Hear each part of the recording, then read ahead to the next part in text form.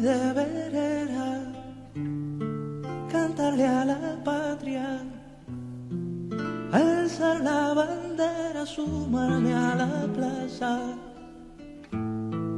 Hoy era un momento más bien optimista, un renacimiento, un sol de conquista. Pero tú me faltas. Bienvenidos, gracias a todos por estar acá. Mi nombre es Mariana Zavala y les doy la bienvenida a la presentación de este libro de Álvaro Simeone, Ser de Izquierda Hoy, Razón o Emoción, reflexiones de un exmiavo y otros relatos, a cargo del sello editorial Palabra Clave.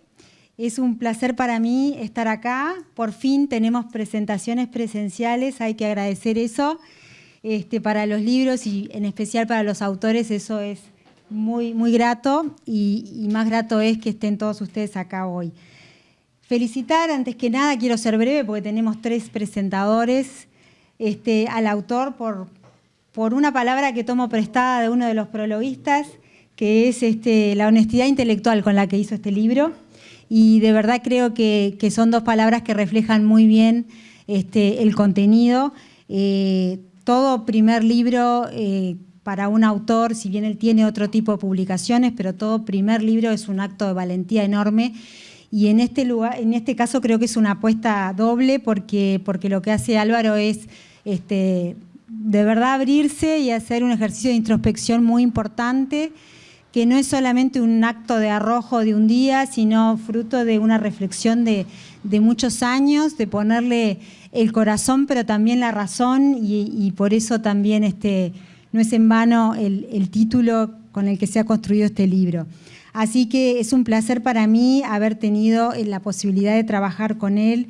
Álvaro, como ustedes saben, es un profesional, docente, investigador en su área, pero hace muchos años que de verdad encausa proyectos y una vez que los elige les pone todo, y este libro no fue la excepción.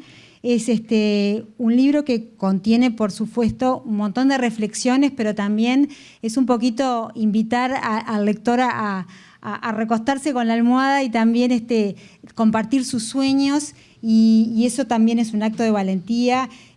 Todo trabajo de un editor, de algún modo, es acompañar al autor, intentar entenderlo, hacer un ejercicio de empatía. Y en este caso para mí era un reto doble porque suponía enfrentarme a la persona que de verdad es Álvaro y que de algún modo se refleja también en este libro, así que súper generoso también en ese sentido y un trabajo muy disfrutable. De verdad considero que es un libro que intenta tender puentes, es una invitación a tender puentes y a desafiarnos a todos a mirarnos también al espejo. Yo creo que la pregunta central que hace este libro desde el título también es una pregunta muy valiosa y vigente para cualquier otro caso. Hoy por hoy, en cruces de ideologías en los que estamos, en posturas a veces muy radicales para muchos temas, aunque no sean solo los políticos, y que realmente nos atraviesan como personas y como humanidad quizás, el hacerse la pregunta si esto es desde la razón o desde la emoción es muy valiosa y es una invitación para que nos hagamos todos de algún modo. Y bueno, y finalmente quiero quebrar una lanza por la manera en que está construido el libro. También es un desafío porque combina reflexiones y relatos que tienen algo de ficción, pero mucho de verdad también. Y era todo un desafío el cómo digamos, conjugarlos para que se armara un conjunto con armonía, y creo que se logró, y creo que eso es verdaderamente auténtico porque justamente es en la mezcla de pensamiento y relato, de pensamiento y experiencia interior que él va tejiendo y que hace, en definitiva, terminar de describir cuál es la perspectiva que propone el libro. Doy vuelta a la página, disculpen, porque quiero presentar y ya dar paso a los presentadores que hoy nos acompañan. En primer lugar, Eduardo Blasina, que está por llegar, que es el dueño de casa, y que bueno, y que vamos a esperar. Primero va a comentar algunas palabras Álvaro y después lo va a hacer uno de los presentadores, que también es autor de uno de los prólogos, Pablo Caputi, que es ingeniero agrónomo, doctor en economía, analista en temas de industria cárnica, catedrático en agronegocios por la Universidad Ort y seguramente muy conocido de todos ustedes. A lo mismo para Juan Pablo Gutiérrez, ingeniero agrónomo, asesor en comercialización y hacienda y en negocios rurales. Espero haberlo dicho bien, no estoy segura. Bien, tú lo aclararás. Bien, bien. Así que nada más, doy la palabra al autor. Muchas gracias por estar y termine de disfrutar la velada. Gracias. Les agradezco muy especialmente la idea. Yo este año, el 28 de noviembre pasado, cumplí 60 años y no somos de hacer grandes festejos, pero nosotros este tipo de eventos es en definitiva una especie de celebración y para recibir la opinión de ustedes. Quiero agradecer particularmente a mi editora, a Mariana Zavala. Cuando le di el primer material a Zavala me dijo, creo que hay algo. A Mariana, creo que hay algo, me dijo, pero en realidad que figure como editora es injusto porque es coautora prácticamente. Prácticamente ha elaborado con aportes que me han permitido crecer. Y después a mis prologuistas, a Juan Pablo Gutiérrez, a Pablo Caputi, a Eduardo. Somos todos compañeros de la misma generación. ¿Cómo andan, Patricia? Somos todos compañeros de la misma generación, 83. Los tres tenemos relaciones diferentes, pero todas ellas han confluido en una excelente relación humana hoy que me ha permitido a mí tener la confianza de pedirles que prologuen este libro, donde ellos también están un poco retratados, cada uno de ellos. Yo lo voy a comentar, este comentario mío va a tener 3 partes. Yo no puedo disimular la vocación docente. Hay tres características va a tener esto. Una primera parte que va a ser ¿por qué escribí el libro? ¿Qué fue lo que me llevó a mí a escribir el libro? Una segunda parte es las ideas centrales del libro. Ustedes lo van a poder leer, pero hay 4 ideas que son centrales. Y una tercera parte es ¿por qué, ante esa inquietud y que escribir el libro con esas ideas, por qué opté por esta estructura del libro? Como decía Mariana, ¿por qué esos capítulos alternados y ese componente biográfico tan fuerte? En relación a por qué escribí el libro, permítanme situarlos en 1976, 77. Muchos de ustedes, bueno, Andrea, mis hijos, los hijos de mis amigos, no estaban, pero esto era un cuartel. Esta era la noche oscura, digamos. Y yo jugaba al básquetbol en Defensor y tenía un amigo muy intelectual que los padres habían sido de militancia del POR, Partido Obrero Revolucionario Trotskista. Y había muchos materiales. Y ahí empezamos a leer los cuadernos de marcha, en la clandestinidad, no había nada, no ibas a una librería y era de las Fuerzas Armadas al Pueblo Oriental, el tomo aquel, eso como el libro político que se podía leer. Y empezamos a leer un artículo de Régis Debray que se llama El castrismo, la larga marcha de América Latina, y concluye El camino. Y ahí nosotros empezamos a leer, fuimos a los clásicos, 18, 19 años, ¿no? Entre el básquetbol, 15, 16 años, 15, 16 años. El básquetbol en Defensor, Cinemateca, que era lo que había, y las lecturas. Y empezamos a leer los clásicos, el Manifiesto del Partido Comunista, la ideología alemana, Feuerbach, o sea, no entendíamos ni la mitad, pero profundizamos mucho, y ahí yo me definí. Entonces me definí por el marxismo-leninismo, soy, seré marxista-leninista hasta el último día de mi vida, como decíamos en ese momento, y que tenía un componente científico importante. No era una pasión política, sino era una causa que, basada en el materialismo histórico, el materialismo dialéctico, a diferencia de lo que muchas veces lo que la gente piensa, no es que si hacemos tal cosa íbamos a llegar al socialismo. El socialismo iba a llegar de todas maneras, porque eran las leyes de la historia. El marxismo-leninismo es la ciencia íntegra de las leyes que rigen el desarrollo de la sociedad, la revolución socialista y la dictadura del proletariado. Así se definía en Economía Política Nikitin, de la Academia de Ciencias la Unión Soviética. Entonces, avanzábamos hacia ahí. Podíamos ir más rápido o más despacio, pero que íbamos hacia ahí, porque son las leyes de la historia, el historicismo total. O sea, no es que Lenin lo adelantó, Fidel lo adelantó, pero iba a llegar igual, porque son las leyes de la historia. Y con eso estábamos armados de razón. Y cuando se nos cruzaba en un debate lo hacíamos papilla, digamos, porque teníamos la ciencia. Los demás personas, los blancos, los colorados, eran emocionales para nosotros, no tenían razón, la razón la teníamos nosotros. Ellos estaban enamorados de aire libre, carne gorda y el sobre todo, y eso para nosotros era emociones. Y hasta ahí veníamos bárbaro. En las asambleas, en las discusiones, después cuando ingresamos a facultad. Pero en 1989, a las 11 de la noche, en Berlín pasó una cosa tremenda. La gente cruzó. Ya nosotros sospechábamos, miren la palabra que usó, de Gorbachov. Nosotros estábamos más cómodos con Andropov, con Chernenko, en el caso mío con Brezhnev, mucho más cómodo, más línea dura. Y la gente cruzó. Y se destruyó todo, se desplomó todo. Y ahí la confusión fue total. Entonces, la izquierda, la salida, con la mayor dignidad que pudo, fue de razón pasar a desarrollar una hipersensibilidad ante cualquier injusticia social. Y la izquierda se transformó en feminista, ecologista, ambientalista, inclusivista, indigenista. Todas causas que muchas de ellas son justas y verdaderas, pero están cargadas de emoción, no de análisis científico. Tendría una injusticia, por supuesto, pero no está basado en lo que nosotros. Y coincidió ese derrumbe con un avance del capitalismo asociado a la Internet, a todo tremendo. El Producto Bruto Mundial se duplicó. Entonces, los que antes eran emocionales venían por la revancha y venían cargados de razones ante la evidencia empírica que el capitalismo había dado más soluciones a las injusticias sociales que el propio socialismo.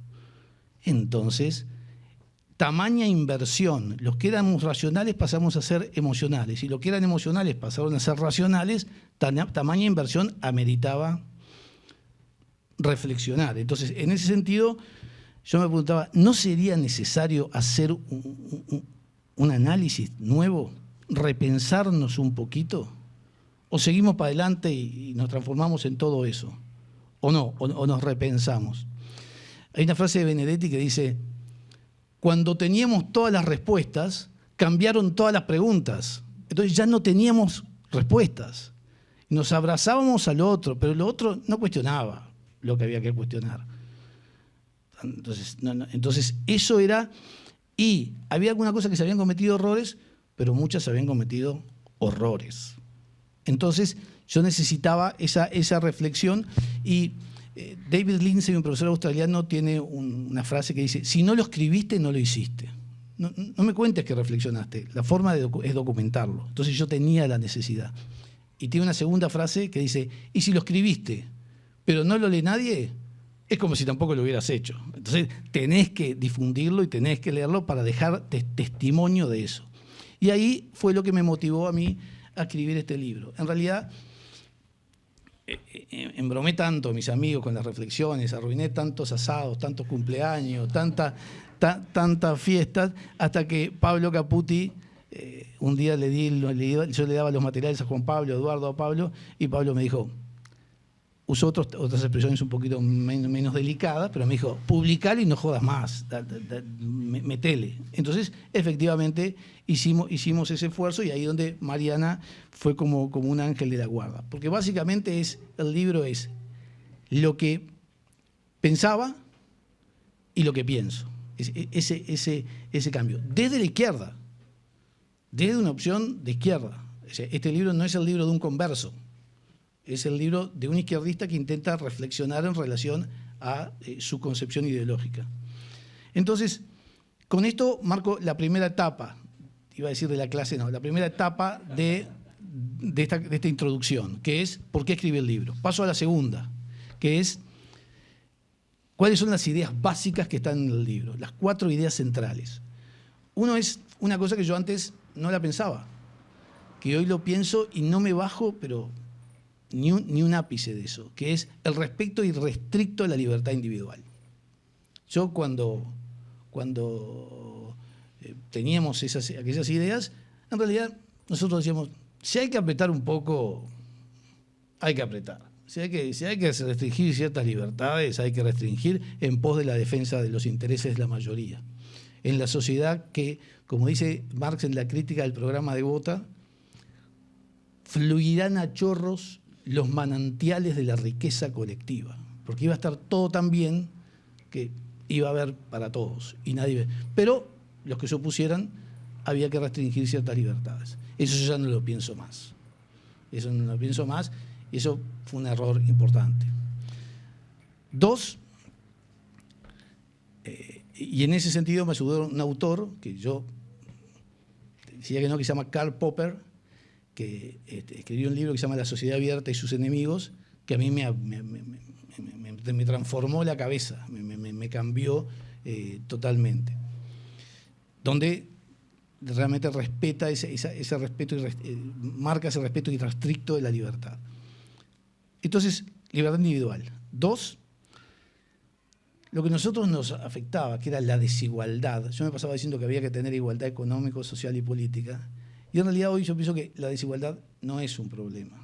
La inequidad no es un problema. Hasta los políticos actuales dicen, estamos preocupados por la desigualdad. Yo creo que nosotros, el gran problema es la pobreza. Entonces, uso voy a decir un segundito, que se lo escuché a Margaret Thatcher. Miren la cita, Margaret Thatcher. Si estamos acá y el ingreso de nosotros, y estos están mal, y estos están bien, pero el ingreso de todos se multiplica por 50, vamos a estar acá. Y estos van a estar bien. La desigualdad va a aumentar. Pero el problema es la pobreza, son las injusticias, no es igualitarismo. Y muchas veces a nosotros nos indignaba más un Rolls Royce y el rico de galera que ver un pobre. Y en realidad ese no es el problema es la pobreza.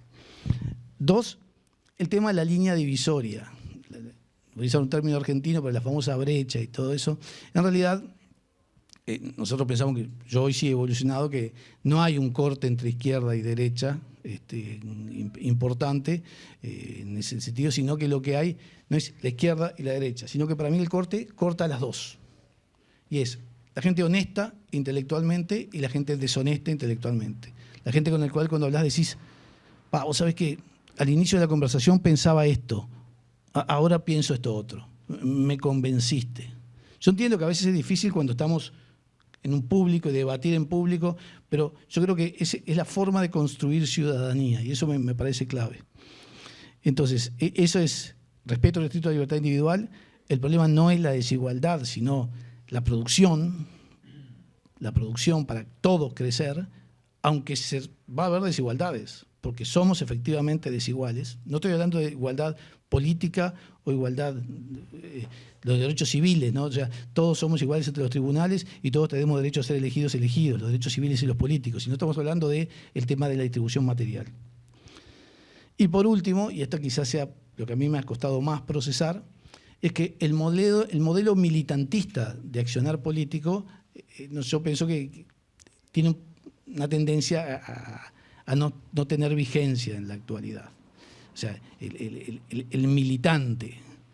Una cosa es actuar para una elección, pero el esquema del militante, el esquema de lo que decíamos, el revolucionario profesional, ese modelo ha caído y yo en el libro esbozo lo que se llama la teoría del buen ciudadano, digamos, de construir convivencia en base a ciudadanía. Y ahí sí me marcó muy profundamente esos años que vivimos en Australia, donde realmente es una sociedad donde efectivamente la ciudadanía constituye un elemento clave. No quejarse de que la basura no se recoge, sino no tirar basura. No quejarse de que el técnico no pone a tu hijo, sino participar de la comisión de fomento del cuadro, voluntariado, pero para defender lo que tenemos, no el modelo militante de destruir para después empezar a ver cómo voy a construir. Entonces, ese modelo nosotros pienso que ha sido superado. Primera parte, ¿por qué escribí el libro? Segunda parte, estas ideas centrales. Tercera parte, la estructura lógica que tiene el libro. Y tiene 3 características.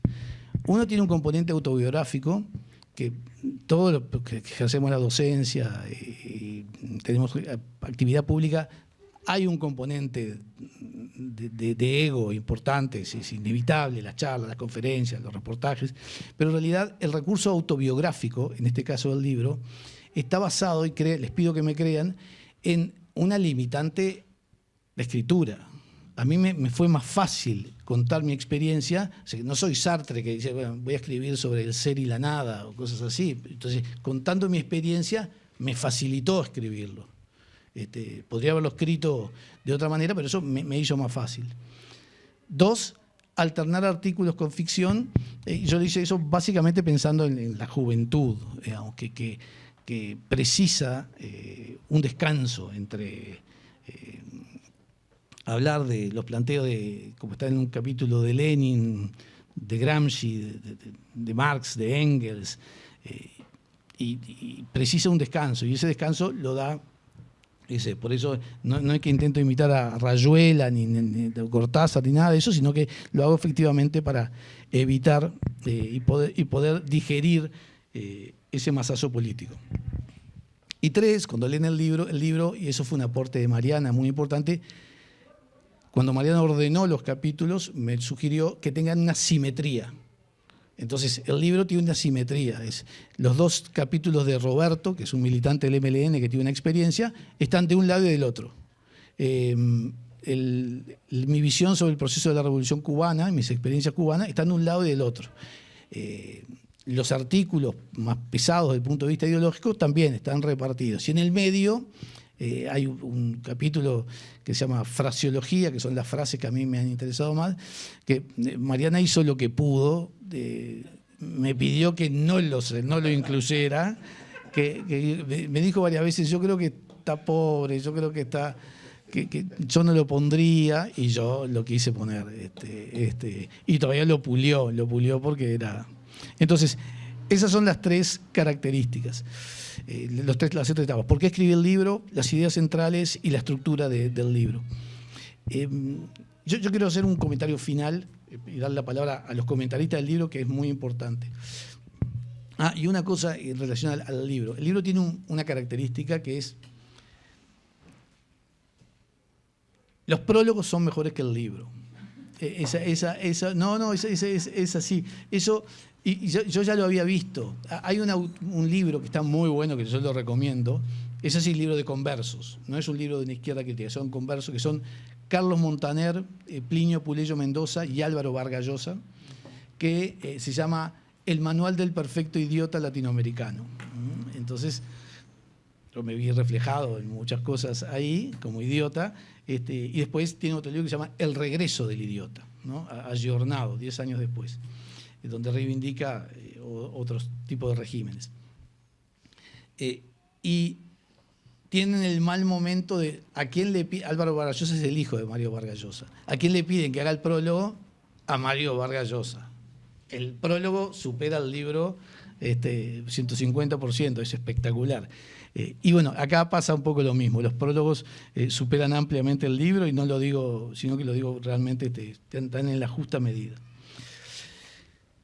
Entonces, lo último que quiero decir es que no es un libro para mirar para atrás, no es un libro que revuelve el pasado solamente, sino que es un libro que mira para atrás para intentar debatir y desarrollar una práctica social y política concreta que permita construir más positivamente. O sea, eso es no es un libro que revuelve lo de atrás, sino que mira atrás para proyectarse hacia el futuro.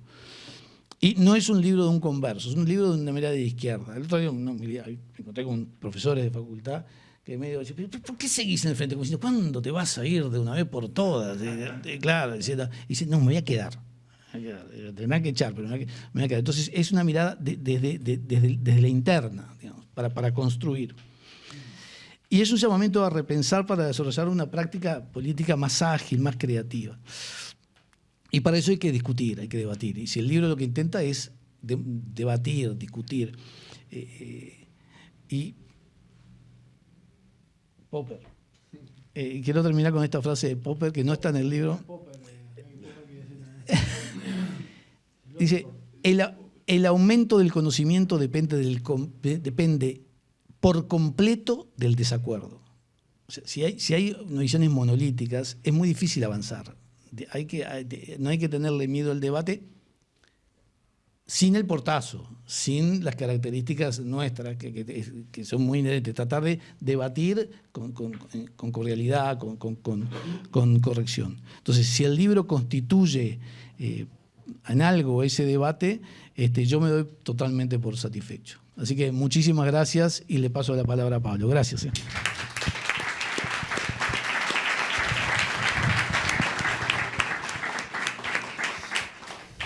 Bueno,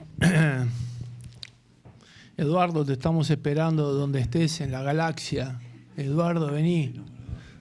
Siempre igual. Primero una declaración a mi familia, que estoy bien, que estoy sano, porque cuando vos le decís a Álvaro algo, es difícil, porque él un día vas a hacer el prólogo, un día te voy a llevar, un día vas a hacer esto, y yo probé a resistirme, pero no hay mucha chance de eso. Cuando a Álvaro se le pone algo en la cabeza, los que lo conocen saben que en general persigue sus objetivos. Voy a hacer algunos comentarios sobre mi relación con el autor y después algunos comentarios sobre el libro. Yo creo que nosotros lo hablábamos con Juan Pablo acá, nosotros somos gente del siglo pasado, realmente somos del siglo pasado. Nos formamos en el siglo pasado. Yo me agradezco que los más jóvenes nos dejen vivir en este siglo y usarle las cosas. Prometemos no romper mucho, pero cargamos con nuestros sueños y nuestras pesadillas y nuestros demonios que en la noche te interpelan, ¿no? ¿Qué pensabas? ¿Qué pensás? ¿Qué sentías? ¿Qué sentís? ¿No? Entonces, yo sobre la generación 83 famosa, que para mí es la generación como la Atlántida, ¿no? Del continente perdido, yo creo que es una generación perdida. Alguien va a escribir sobre eso, todavía nadie se animó. Porque la izquierda es muy ritual, hay tabú que no se tocan, ¿no? Nadie ha escrito por qué esa generación no llegó a ser lo que tenía que ser. ¿Sí? En los 60 los revolucionarios tenían 20 y 30 años y después a la izquierda la ganó la gerontocracia hasta ahora. Y se llevó entera una generación que no llegó a ser lo que tenía que hacer. La generación 83, nosotros decíamos, entramos en el 83, así que yo cobro derecho de autor. Pero hay gente acá que no entró en el 83 y se sube igual.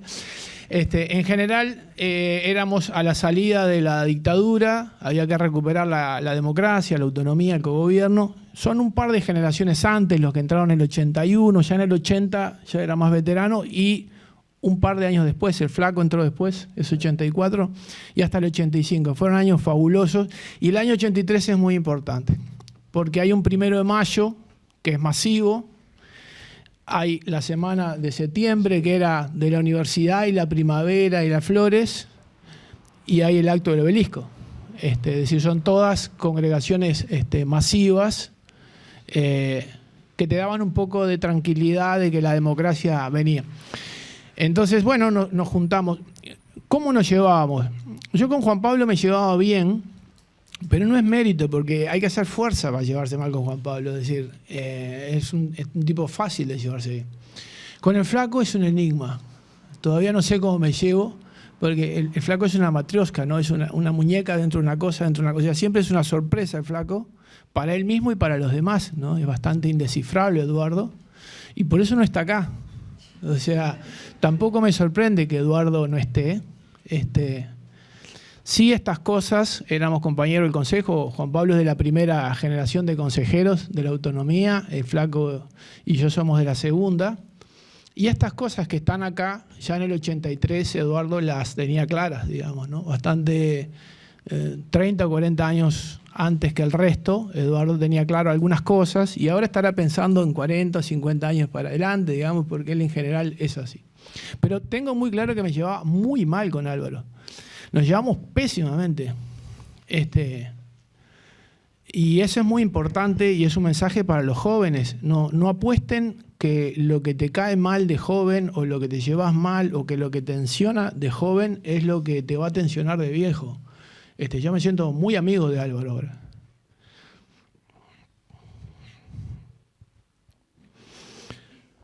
Perdón. Pasó un segundo. La discusión en el consejo que después discutimos y después decimos, ¿esto cómo sigue? ¿Cuál Sí. es el siguiente estadio de discusión?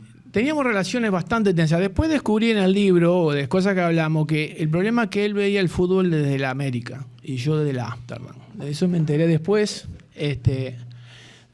Álvaro, sería duro decirle que Álvaro es cuadrado. Álvaro es más bien piramidal, diría yo. Es un pitagórico. Ese tema que él reclama de la simetría, que dice que alguien le impuso la simetría, si hay algo que no tiene simetría, Álvaro lo acomoda, digamos. Él lo lleva y lo va a llevar hasta que las caras... Pero es un modelo complejo que él tiene en la cabeza, no es orgánico. Eduardo es orgánico, es biológico, su forma de razonar es así. Y a Álvaro no, a Álvaro le tienen que cerrar las cuestiones. Después nos fuimos encontrando, en el libro descubrí que era de la línea de marxista peralista de José Luis Perales, que dicho sea de paso se retira ahora acá en Uruguay, 24 de abril tenés que ir, que le gustaban los VGs, también Álvaro, o sea, somos lo que se diría en mi época terraja, los dos. Entonces, marxista terraja y yo soy liberal terraja, digamos, o sea, nos relinchamos por el lado de terraja más bien. Ahora me gusta también Isabel Pantoja. Bueno, vos tenés. Qué peor, ¿no? Que es peor, que es mucho peor. Es decir, pero claramente los dos nos parecía que la sociedad había que estudiarla en nuestra época. A algunos les sorprende, nosotros conocemos a Álvaro 360, ¿no? Para algunos estudiantes era sorpresivo que el profesor crack que tenían tuviera un póster de Che Guevara.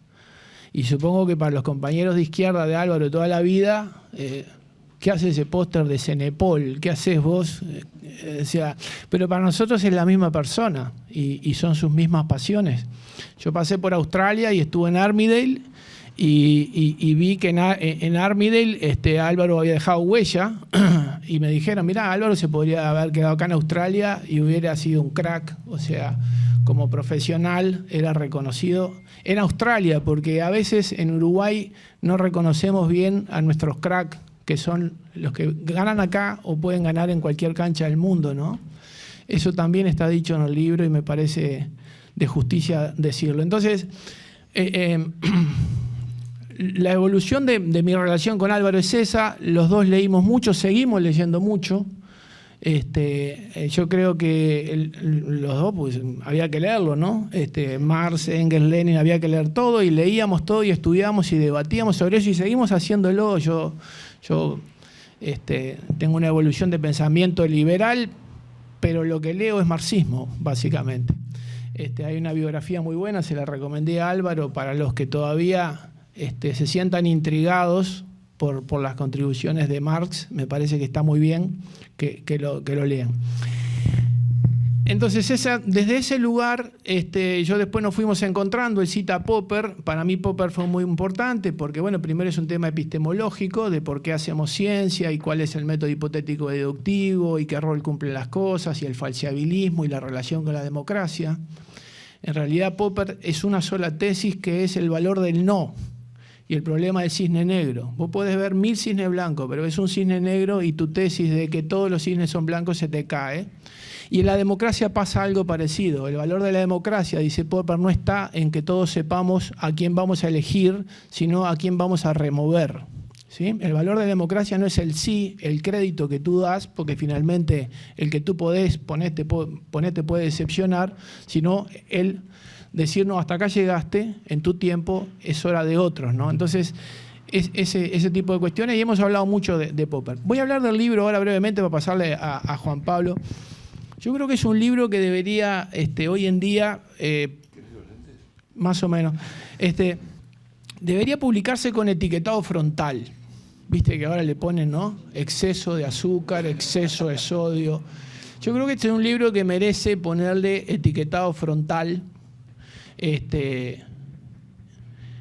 Exceso de honestidad.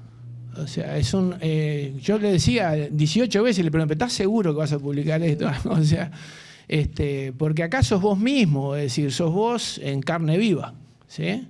Y no está de moda en el siglo XXI que la gente diga, yo soy esto, pienso esto, sueño esto, estas son las cosas en las que creí, en las que creo, estaré equivocado o no. Entonces me parece un libro con exceso para esta época, ¿no? De exceso de todo, que hay que cuidarse de todo. Creo que es con exceso de honestidad, exceso de frontalidad, ¿no? Lo acaba de decir Álvaro, para mí hay que hacer esto, hay que hacer lo otro, esto está bien, esto está mal. Claramente no tiene... O sea, está dispuesto a jugarse por lo que cree, por lo que sueña, por lo que piensa. Entonces creo que el valor del libro son sus excesos, justamente. No es para cualquier día, pero algún día tenés que darte un gusto. Entonces me parece que en esta época tan desabrida, donde las cosas no tienen gusto a nada, me parece que está bueno de vez en cuando decir, me voy a leer un libro que tiene gusto a algo. O sea, que tiene gusto, que vos lo ves ahí, los que somos viejos reconocemos los gustos, los sabores, el amargo, el ácido, o sea, reconocemos los gustos del tiempo pasado. Es una interpelación, por supuesto. Me parece que el posicionamiento de Álvaro siempre ha sido consistentemente de izquierda. Es una persona... Y creo que la sensibilidad de la izquierda, más allá del método, que obviamente la primera vez que lo lees a los 15 años y te dicen la historia tiene un sentido y te la estoy explicando y este es el método, la fascinación que produce eso es comprensible, y no solo en Álvaro, ¿no? Impactó en millones de personas que vieron ahí una lógica. Tesis, antítesis y síntesis. Pero funcionaba perfecto. Y por eso el ataque de Popper es a Platón, digamos, que es el abuelito de todo este problema, ¿no? Esparta contra Atenas, ¿sí? Ese es el problema. Entonces me parece que es un libro que es eso. Es un libro, no es un libro, son 3 libros en uno, ¿no? Porque hay reflexiones personales, tiene una dimensión de ensayo, y tiene una dimensión, una faceta de cuentista de Álvaro muy buena, ¿no? El flaco dice por ahí, ojalá sigas escribiendo. Y bueno, en cualquiera de las 3 dimensiones, capaz que el siguiente libro ya es definidamente o en cualquiera de las 3 vertientes, digamos, en la vertiente cuentista, que habla más de los afectos y las emociones, en la vertiente más introspectiva o en la netamente de ensayo ideológico y de propuesta de actualización. Así que me alegro que finalmente lo haya publicado, porque cada tanto nos decía, sigo en esto. Yo siempre le digo, todos tenemos en la noche los demonios. Álvaro tenía los suyos, espero que los hayas exorcizado, pero más o menos. Pero fue un gustazo y es un gusto estar acá, porque sé que toda la gente que está acá es seguramente porque te quiere, también porque se siente identificado con mucho de la peripecia, de distintos lados, ¿no? Porque tanto del lado Cenepol, o el engorde intensivo, o las certezas tecnológicas con tu calculadora, como del lado de social, digamos, la sensibilidad de la izquierda y del cambio social, porque seguimos teniendo un 11% de pobres, y me parece que ese es el inicio de todas las conversaciones, ¿no? Nosotros estamos acá, pero hay otra gente que no está acá, y quizás nunca estuvo, y sigue siendo una pregunta válida por qué no están. Así que muchas gracias por la invitación. Muchas gracias.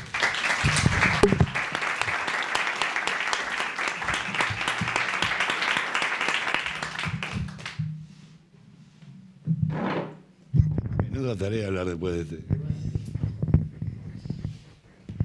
Bueno, todos los que están acá más o menos saben que yo soy un amigo de Álvaro, y es lo primero que digo cuando me ponen el compromiso de escribir este prólogo. Álvaro es un intelectual, Caputi es un intelectual, Blasina es un intelectual, y yo compro vacas. Es distinto. Somos agrónomos y compartimos mucho tiempo y muchas experiencias que nos unieron mucho y que nos hicieron pelear mucho también. De este libro, bueno, fue un embarazo que duró 9 años, y la verdad que estuve desde los primeros meses al lado de la gestación, y bueno, lo discutimos mucho, como todo con Álvaro, lo discutimos muchísimo. Y por lo tanto me siento bastante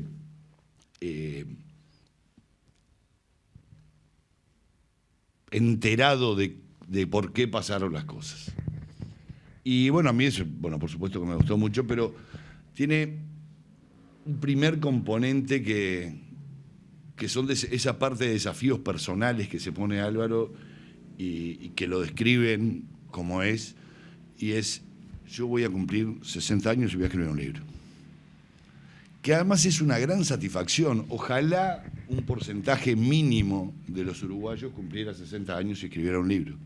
Ojalá pasara eso. Entonces, Álvaro se da una satisfacción propia, personal, de cumplir 60 años, escribir un libro y festejarlo, que es el festejo. Tal cual tú lo definís. Y bueno, y como todo, no va a apuntar a los tobillos, va a apuntar a la cabeza. Y el libro se llama Razón o Emoción. Menudo problema. El problema existencial del hombre. ¿Qué balance hacemos entre la razón y la emoción para definir cada uno de nuestros hechos? Y a eso Álvaro le apunta, y bueno, y el resto está muy claro en el libro cómo él se desnuda, cómo es, que para mí es el valor más importante que tiene el libro, es la honestidad intelectual de plantear las cosas como él las vivía, las decía en cada uno de los momentos, y su crítica que está dando desde su evolución del pensamiento. Eso es fantástico. Yo discutí mucho con Álvaro sobre muchos de estos temas. En buena parte estuvimos de acuerdo y en buena parte no. Somos muy, muy, muy amigos con Álvaro desde hace mucho tiempo. Pero alcanzamos a echarnos cada uno de sus respectivas casas en algún momento por la discusión. Bueno, sí, está. Cuando la discusión avanzaba. Cuando quedaba poco y lo queríamos solo para el anfitrión. Y a mí, digo, todas esas discusiones no hicieron más que enriquecerme, por supuesto. Y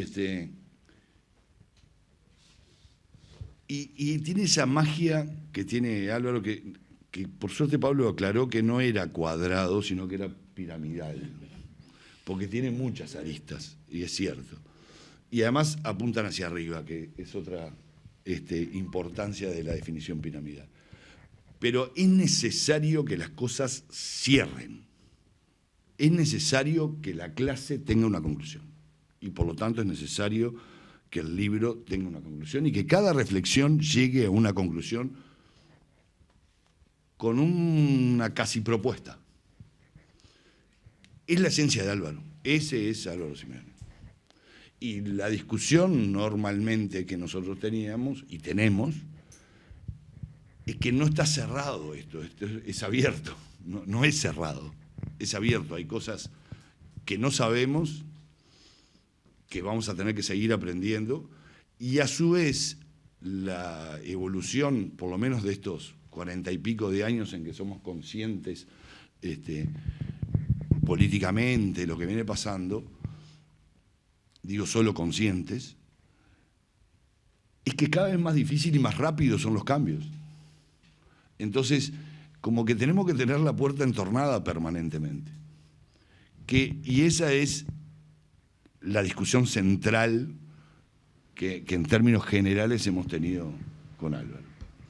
El libro es fantástico, digo, yo lo leí desde el principio, hay algunas cosas que incluso las pongo en el prólogo, algunos capítulos que recuerdo como si fuera hoy, estábamos en la madrugada por irnos para Cuba, en la casa de tu padre, y me diste Roberto para leer y te dije, no me gustó. Y después le fui encontrando el jeito. Pero creo que es un desafío muy importante. Él se expresa, se desnuda, dando su visión real, con esa necesidad de que cierren las cosas, y tiene unos cuentos fantásticos. Pero yo me permito decir que a mí lo que más me gustó es el autorreportaje. El autorreportaje define a Álvaro totalmente como es, pero no por las respuestas que da, sino por las preguntas que hace. Álvaro es mucho más el entrevistador que el entrevistado. esa esencia de estudiar cómo va a reaccionar después si yo le digo esto o no le digo lo otro, y yo quiero que me responda tal cosa, y para que me responda tal cosa tengo que preguntarle tal otra. Toda esa estrategia previa que el entrevistador se hace a sí mismo, ese es Álvaro Simeone. Desde que leí el autorreportaje dijo, esto es bárbaro, me encantó, y este sos vos.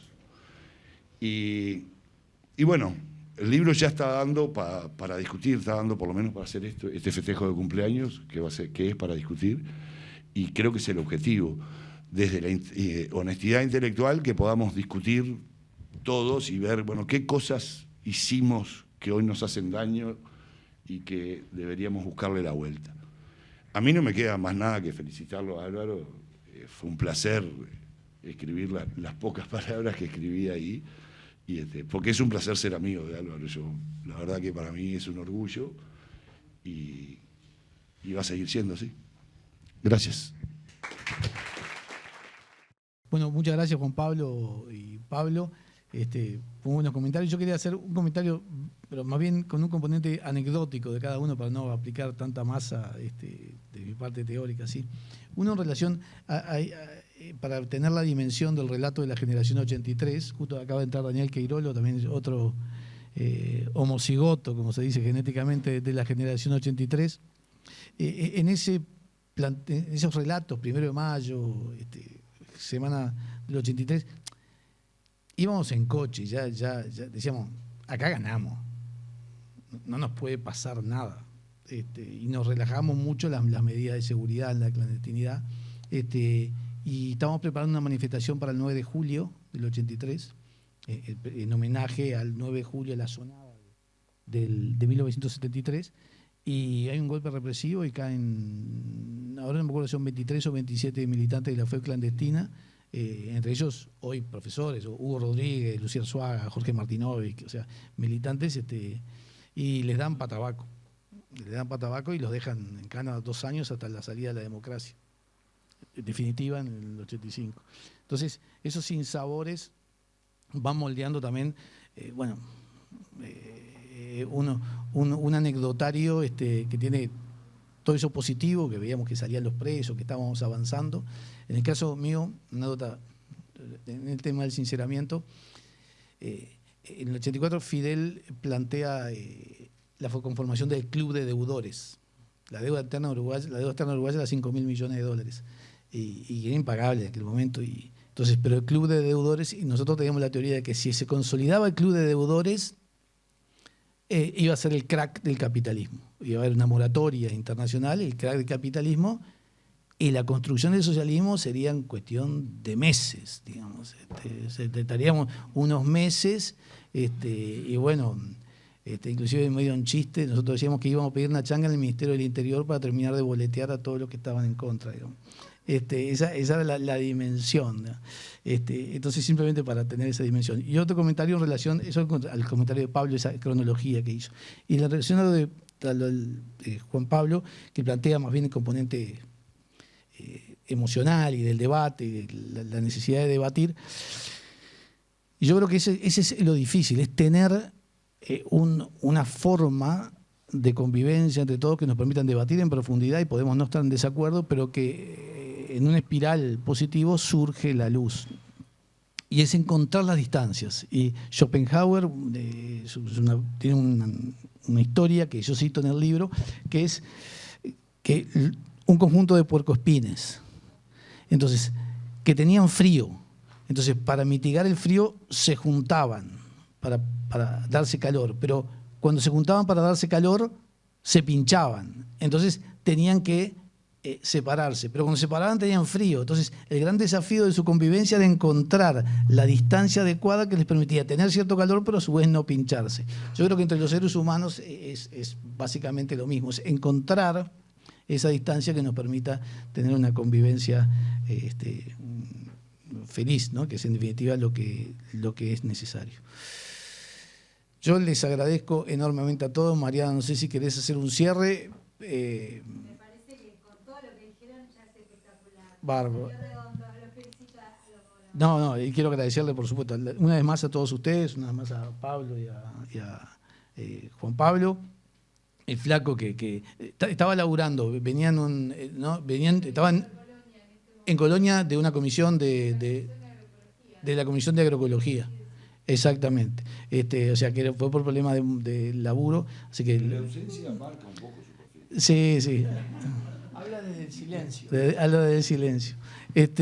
Así que les agradezco a todos y organizamos ahí un pequeño cóctel para seguir debatiendo y charlar un rato y compartir una copa de vino. Así que muchísimas gracias a todos.